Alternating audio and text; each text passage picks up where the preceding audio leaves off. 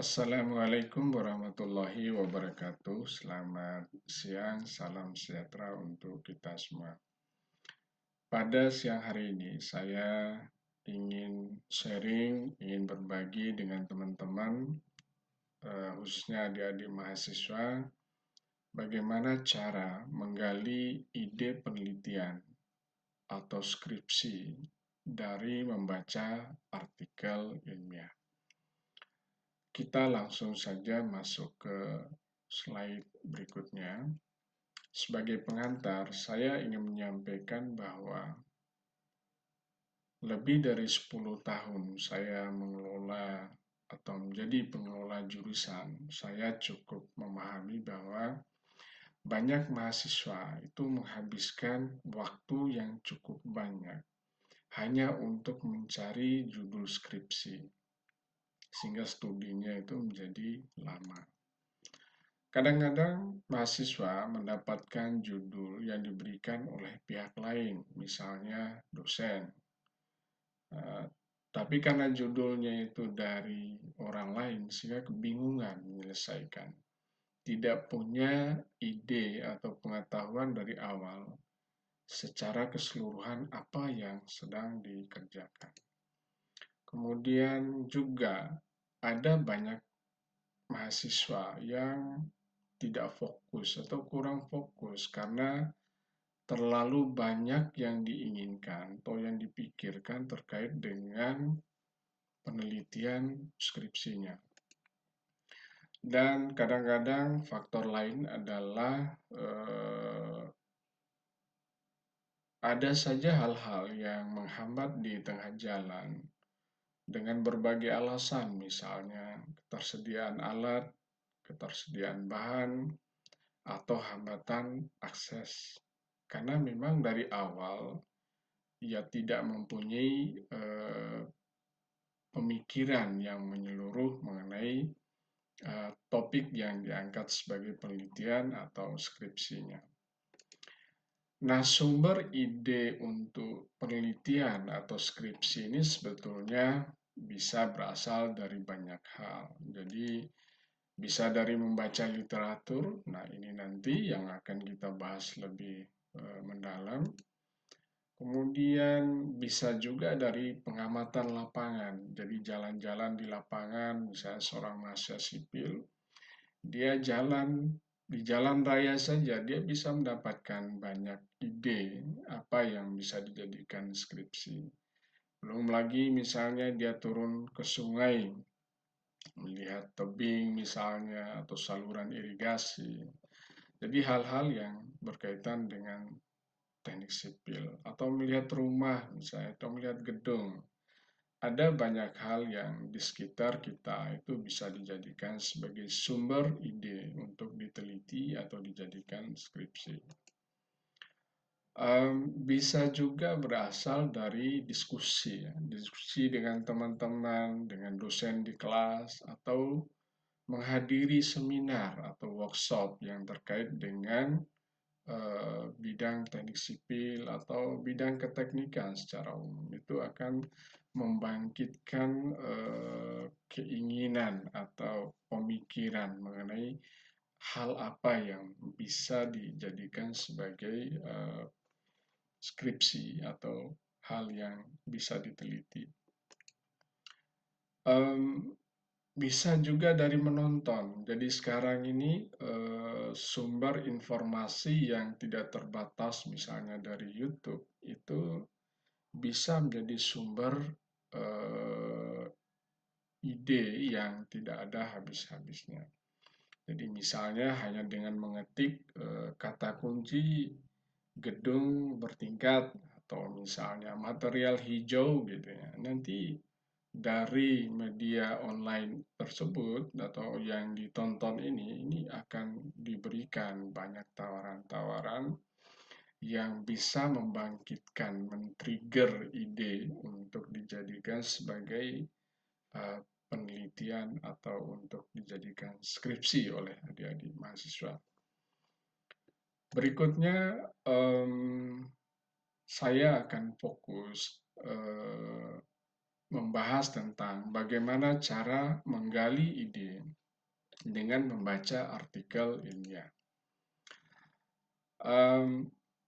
Banyak mahasiswa yang sebenarnya sudah membaca artikel ilmiah, apalagi misalnya ada dosennya yang menyuruh coba review artikel misalnya. Jadi mereka membaca-baca saja artikel, kemudian dibuat ringkasannya, tapi kadang tidak tahu apa sebetulnya yang bisa dijadikan sebagai ide dari apa yang dibaca di dalam artikel ilmiah itu.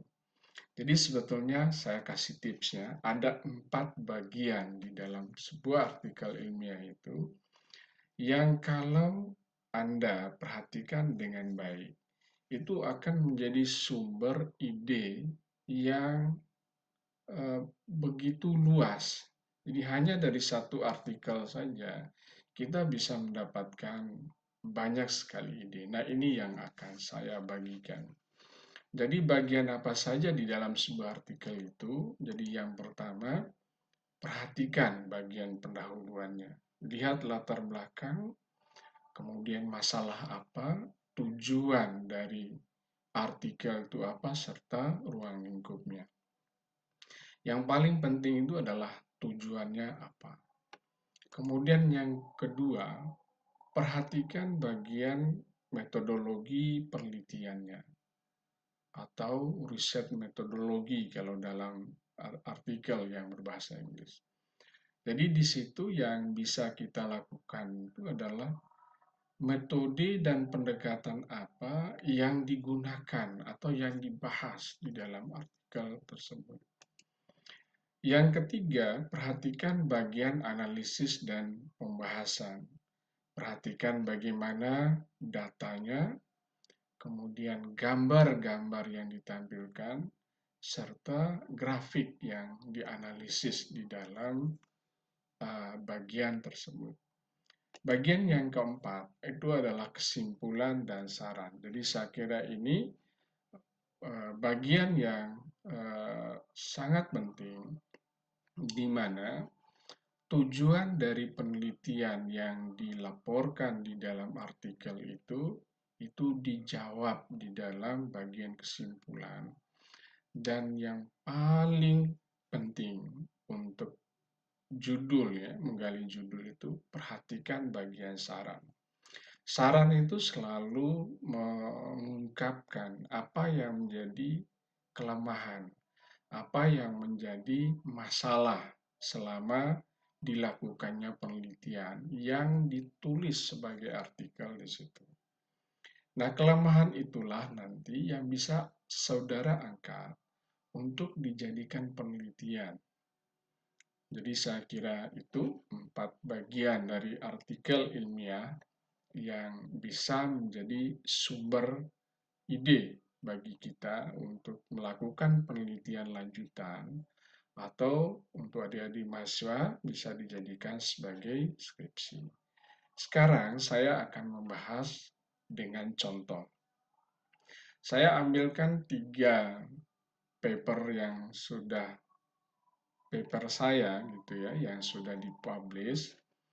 Nah, sehingga saya lebih paham bagian-bagian mana saja yang bisa dijadikan sebagai penelitian lanjutan atau yang bisa Anda jadikan pelajaran bahwa pada bagian-bagian inilah yang harus diperhatikan secara khusus supaya Anda bisa mendapatkan judul atau ide untuk penelitian Anda sendiri. 3 artikel ini sebagai contoh. Jadi yang pertama adalah sebuah artikel yang menurut saya ini jurnal nasional, ditulis dengan bahasa yang sangat sederhana sehingga bagus untuk dijadikan contoh.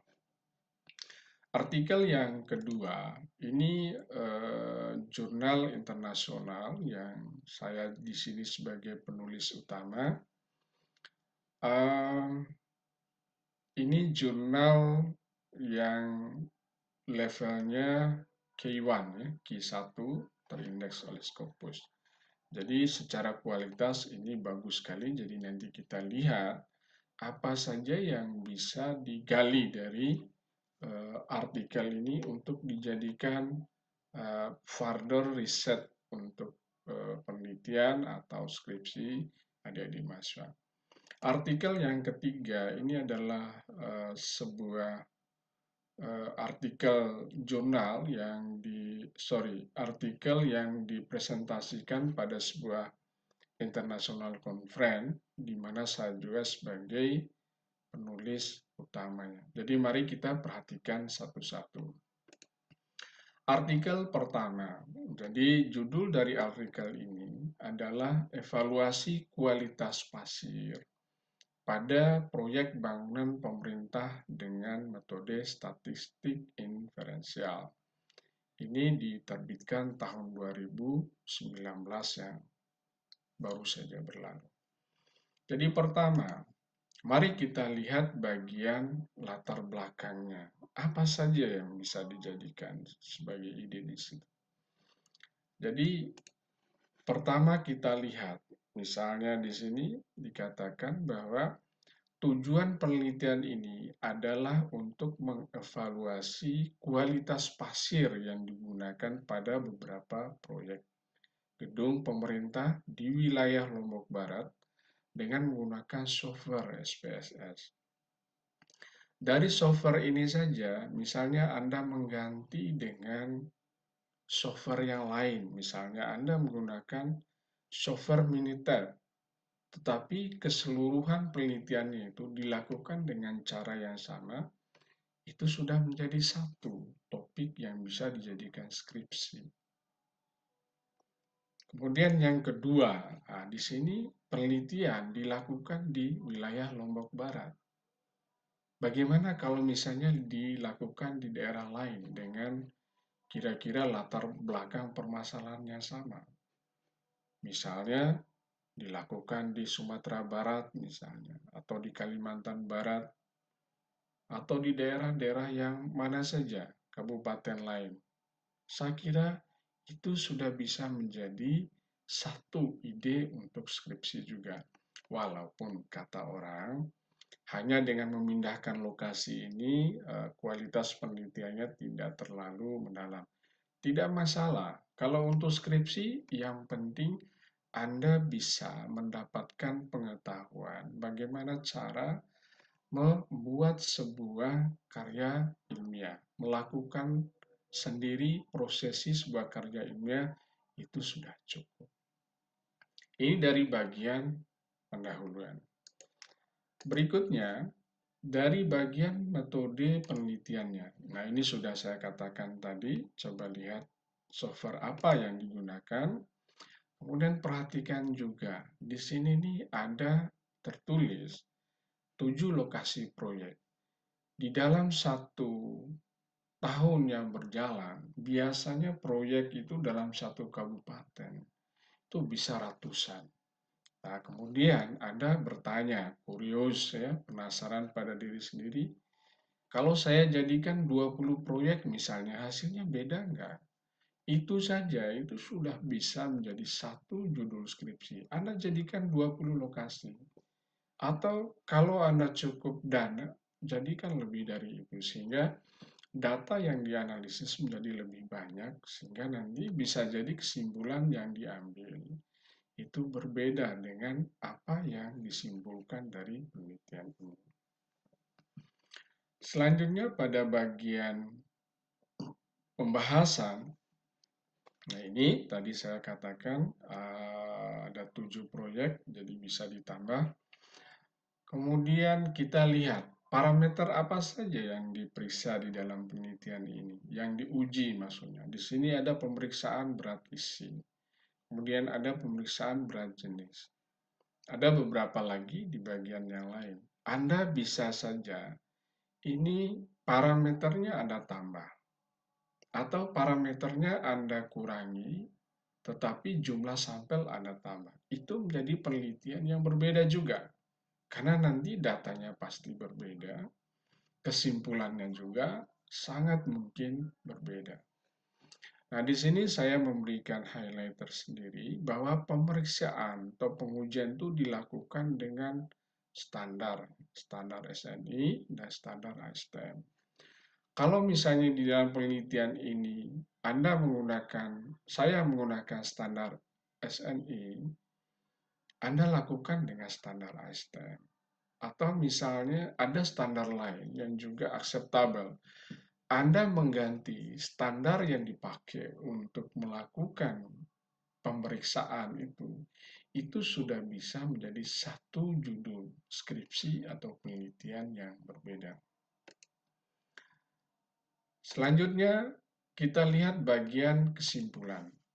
Jadi coba kita lihat satu persatu. Poin pertama ini mengatakan bahwa tidak memenuhi syarat SNI. Kalau Anda misalnya menggunakan standar ASTM, kemudian membuat statement tidak memenuhi syarat ASTM karena Anda melakukan pengujian dengan ASTM, itu bisa menjadi satu penelitian yang berbeda, satu skripsi yang berbeda. Berikutnya adalah semua parameter. Di sini parameter yang diliti ada beras jenis, di sini ada berat jenis bull, kemudian berat jenis semu, berat jenis es. Dari berat jenis saja ini sudah 3. Kemudian dia pemeriksaan. Jadi ini yang saya maksudkan tadi. Tambah parameternya atau kurangi parameternya atau gunakan parameter yang belum digunakan pada artikel ini. Itu sudah menjadi satu penelitian yang berbeda. Dan berikutnya coba lihat lagi poin-poin kesimpulannya. Di sini dikatakan bahwa Pemda perlu mencari bahan alternatif mengganti. Ini semacam rekomendasi. Di sini katakan bahan yang ramah lingkungan misal. Jadi ada satu bahan yang namanya cement lime soil paste ya. Jadi ini Anda coba lihat di referensi apa yang dimaksud dengan ini. Jadi kalau misalnya belum cukup diteliti oleh orang lain, Anda teliti dan itu bisa menjadi satu judul penelitian atau skripsi. Yang terakhir dari artikel pertama ini, perhatikan sarannya. Jadi saran yang pertama, sangat disarankan untuk menggunakan sampel yang lebih banyak. Perhatikan ini, sampel yang lebih banyak.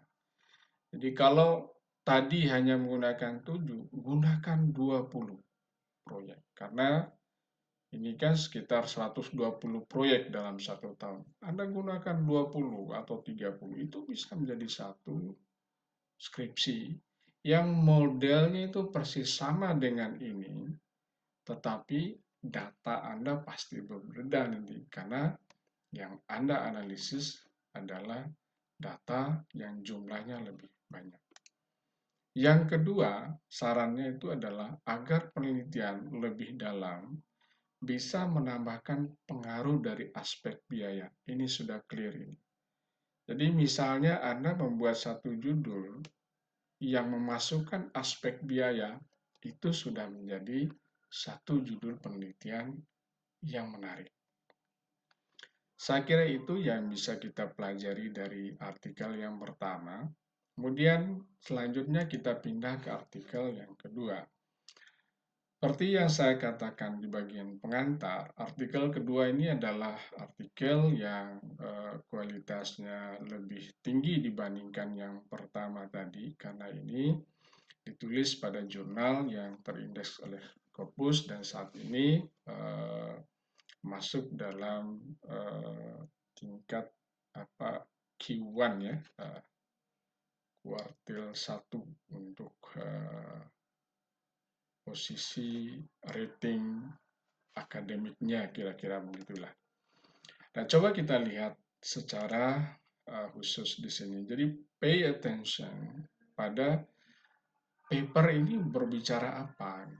Jadi misalnya di sini dikatakan bahwa papernya itu mendiskusikan the flexural behavior of the new made SIP ya, Ships Under Pure Bending Load in Full Scale Experiment. Dari sini saja, ini bisa men-trigger beberapa ide. Jadi dia berbicara masalah flexural behavior. Anda bisa melakukan hal yang sama, tapi nanti mungkin Anda bisa fokus pada compressive behaviornya misalnya, atau share behaviornya, perilaku gesernya, perilaku tekan misalnya. Kemudian under pure bending load. Saya akan jelaskan ini pada bagian berikutnya. Berikutnya perhatikan eksperimental prosedurnya. Jadi Anda lihat, nah coba di sini. Ini bahan yang digunakan. Anda misalnya melakukan penelitian yang persis sama, tapi Anda ganti bahannya. Di sini digunakan polistiren dengan properties seperti gunakan misalnya yang propertiesnya lebih murah, lebih rendah, atau kebalikannya yang lebih tinggi. Itu sudah menjadi satu penelitian yang baru. Kemudian dia menggunakan skin apa? Skin aluminium. Anda ganti dengan baja misalnya. Maksudnya lembaran baja. Anda ganti dengan lembaran seng misalnya. Itu sudah menjadi sesuatu yang berbeda. Kita pindah ke ukuran sampelnya. Jadi ukuran sampel di sini, nah ini 1 meter lebih ya, 1 meter, kemudian panjang spannya itu 90 cm. Anda misalnya gunakan, Anda kurios ya, penasaran gimana kalau misalnya sampelnya lebih besar atau sampelnya lebih kecil. Jadi di otak-atik di area dimensinya sini. Kalau Anda melakukannya, kemudian Anda compare dengan penelitian ini, maka itu akan menjadi satu ide atau penelitian yang baru dan berbeda. Di sini juga dinyatakan bahwa menggunakan atau menguji sebanyak 12 buah. Again, sama dengan di artikel 1. Anda tambahkan lagi misalnya menjadi 2 kali lipat. Anda kurangi spannya, kemudian Anda tambahkan menjadi 24 sampel, itu nanti akan menjadi penelitian yang berbeda karena datanya juga pasti berbeda. Berikutnya Anda perhatikan gambarnya. Jadi ini yang saya sudah katakan tadi, ini bahannya ini. Perhatikan bahannya. Ada aluminium untuk bagian paling luar. Kemudian ini natural fiber composite kalau penelitian ini. Ini ada gabus ya atau polistiren. Anda ganti bahan ini dengan bahan lain. Anda ganti bahan ini dengan bahan lain. Itu akan menjadi satu penelitian yang berbeda. Berikutnya adalah ini, ukuran. Jadi kalau tadi saya sempat mengatakan ukuran panjangnya 1 meter, kemudian dikurangi. Nah sekarang dimensinya. Dimensinya ini ada utak-atik di sini. Ya, tapi harus melihat juga aturan, karena ini berdasarkan ASTM. Jadi misalnya tinggi ini Anda naikkan 2 kali lipat, atau Anda kurangi 1,5-nya. Dan dengan mengurangi atau mengutak-atik dari sisi dimensinya, bagaimana pengaruhnya kalau ini kulitnya 2 misalnya, atau 2 kali lipatnya, pasti berbeda perilakunya. Dan itu menjadi satu penelitian yang berbeda. Simpel sekali sebetulnya. Berikutnya adalah, nah coba lihat, di sini setting dari testingnya adalah 4-point bending test. Coba Anda gali idenya atau pikirkan, bagaimana kalau saya melakukan dalam bentuk 3-point bending, artinya hanya ada satu load yang diberikan di sini. Itu hasilnya berbeda. Bagaimana kalau saya kombinasikan misalnya pengujian lentur ini dengan dinamis misalnya. Atau Anda melakukan pengujian lenturnya dengan beban dinamis misalnya, artinya beban yang bergerak misalnya. Dan itu bisa menjadi sesuatu yang berbeda. Selanjutnya adalah perhatikan tabel. Jadi tabel ini dia memuat apa saja. Oh, ini ada beban ya. Ini ada defleksi. Ya, jadi mungkin nanti bagaimana kalau Anda misalnya bukan load di sini ini tapi ini stress misalnya. Ini deflection. Deflection ini Anda strain misalnya. Jadi ini saja itu sudah akan menjadi sesuatu yang berbeda. Kemudian perhatikan grafiknya. Coba lihat grafiknya. Jadi ini ada tiga, jadi grafiknya ada dua model ininya, jadi ini mengacu ke yang sebelah sini ya, yang warna hijau ini, kemudian yang di belakang itu mengacu ke sini. Kalau kita lihat grafiknya itu dia naik terus. Nah, dari grafik ini saja, ini mungkin Anda punya pemikiran gimana ya, kalau saya tambahkan bahan yang lain di sini, apa yang terjadi? Grafiknya apa seperti ini? Nah, ini bisa menjadi ide. Nah, yang terakhir dari artikel kedua ini, nah, coba lihat konklusinya ya, kesimpulannya. Ini hasil menunjukkan bahwa, nah, jadi dengan menambahkan intermediate layer, istilahnya di sini, itu bisa memperbaiki. Nah, bagaimana kalau misalnya Anda mempertebal skinnya dari mengutak-ngatik gambar tadi? Bagaimana kalau Anda menggunakan core yang berbeda? Nanti kira-kira kesimpulannya pasti berbeda. Kemudian pay attention di bagian conclusion itu kata-kata yang bermakna tetapi. Misalnya di sini kan however. Jadi however itu pengecualian dari apa yang menjadi temuan dia secara umum. Itu pasti hal yang menarik, hal yang apa ya, yang mungkin tidak sesuai dengan ekspektasi, dan karena tidak sesuai maka penting untuk diteliti lebih lanjut untuk penelitian berikutnya atau untuk menjadi skripsi adik-adik mahasiswa. Kemudian di sini juga ada kata-kata misalnya prematur fail. Jadi ini sesuatu yang ya kira-kira dekat maknanya dengan hasil ini dia berbeda dari ekspektasi. Apa yang menyebabkan ini? Kemudian Anda pikirkan sesuatu yang menjadi solusinya. Jadi prematur file ini kan dia rusak lebih awal dari yang dipikirkan. Anda pikirkan apa yang menjadi masalah. Kemudian kira-kira solusi dari Anda itu apa? Baru nanti dijadikan Anda bayang-bayangkan kalau saya tambah ini, kira-kira dia akan misalnya tidak akan terjadi prematur failure itu. Jadi itu bisa menjadi penelitian baru yang sangat menarik. Kenapa dia sangat menarik? Ya karena penelitian yang sama sudah ada sebelumnya. Jadi hasilnya tinggal Anda compare ya dengan hasil penelitian saya ini. Saya kira itu yang dari artikel kedua. Nah, ini artikel yang ketiga.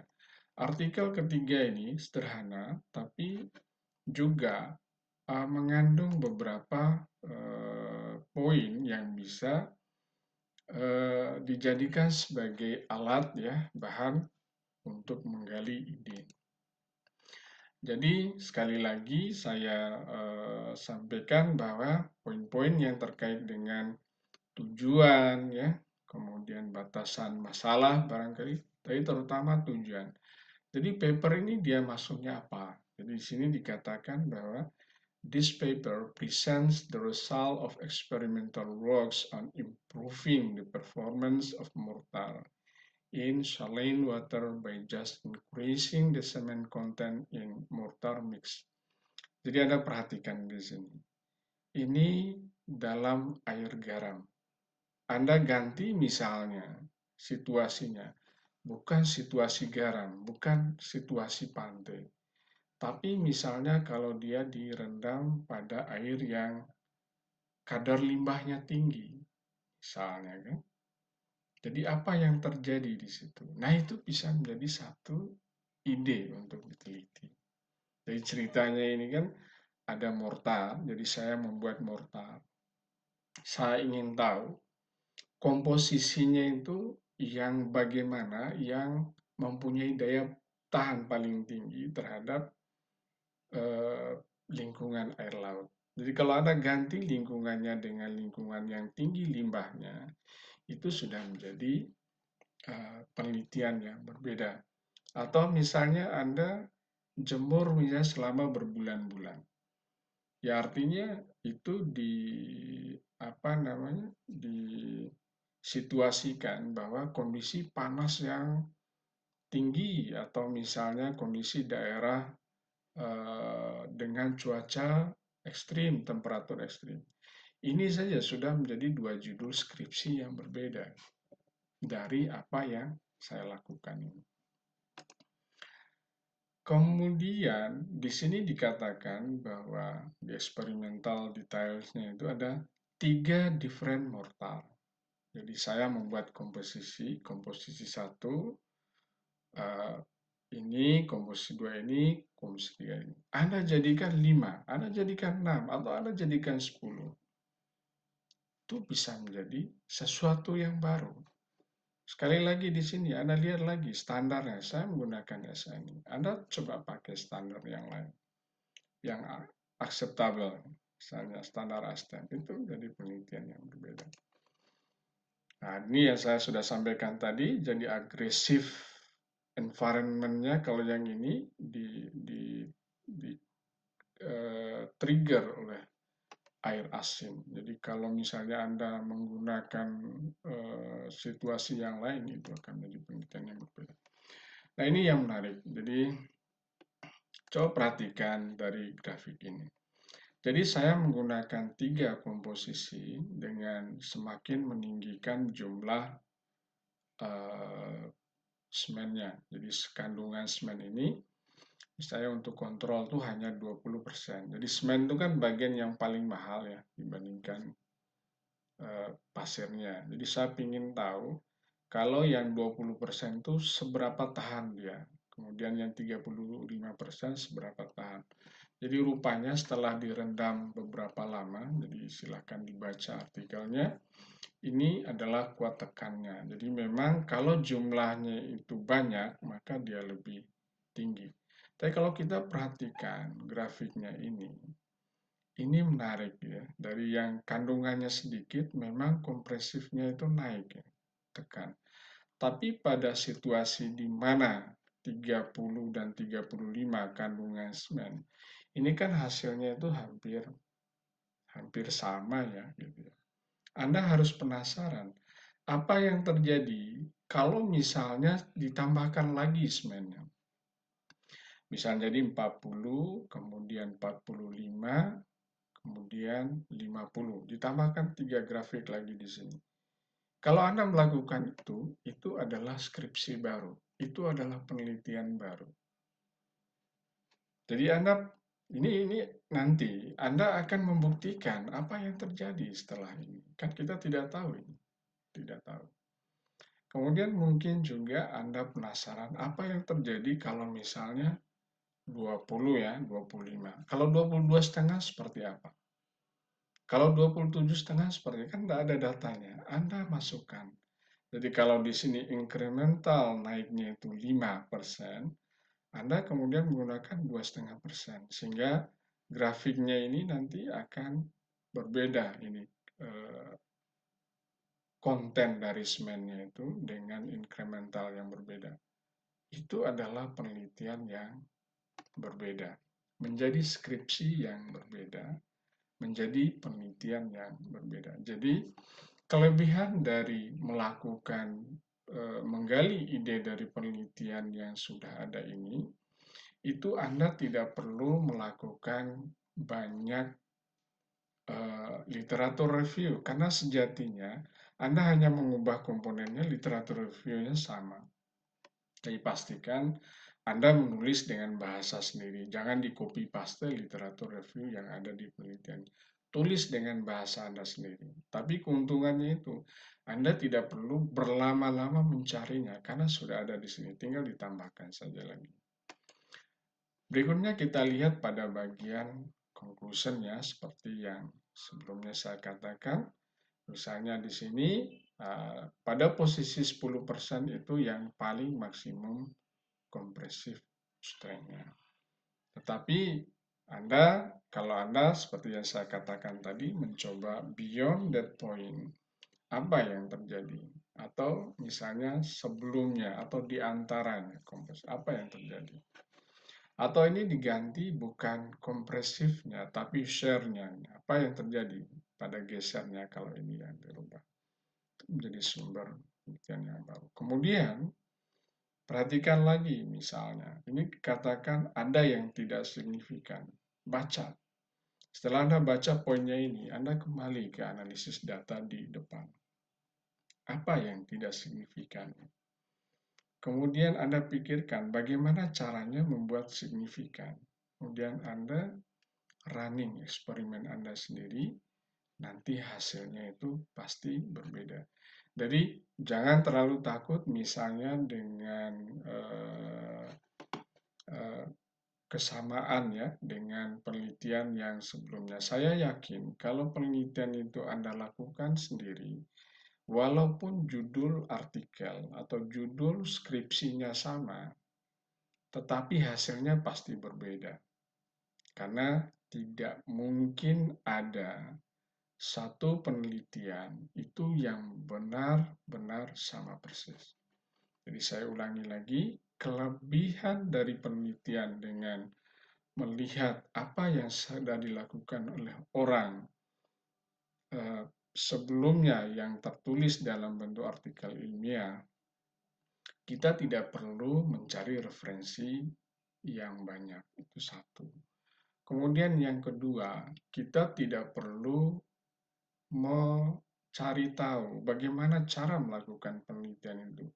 Sebab kita akan melakukan pengujian yang hampir sama dengan orang yang melakukannya. Apalagi kalau Anda sekedar mengubah misalnya ukuran sampel ya, atau material yang digunakan. Anda akan melakukan pengujian yang sama dengan orang atau yang saya laporkan di dalam artikel ini. Sehingga Anda tidak perlu kebingungan mencari gimana ini atau hambatan lain di tengah jalan. Sehingga skripsi Anda bisa selesai dalam waktu yang lebih cepat dan pastinya tidak kebingungan karena Anda sudah punya gambaran. Oh iya, nanti akan seperti ini hasilnya. Kesimpulannya itu kira-kira tidak akan jauh berbeda dengan ini, hanya mungkin dia signifikan, tidak signifikan, atau malah membuktikan bahwa penelitian saya ini ada yang keliru. Tetapi semua yang lain-lainnya itu sama. At least at the time Anda memulai skripsinya, Anda memulai penelitian, Anda sudah tahu, Anda sudah bisa membayangkan apa yang akan menjadi hasil dari penelitian itu atau skripsi saudara. Saya kira mungkin itu yang bisa saya sampaikan pada kesempatan ini, karena saya menggunakan semua materialnya dan contoh tadi dari paper saya mungkin tidak perlu menyampaikan referensinya. Untuk kesempatan kali ini, saya kira itu yang bisa saya sampaikan. Terima kasih untuk perhatiannya. Semoga bermanfaat. Wassalamualaikum warahmatullahi wabarakatuh. Selamat sore.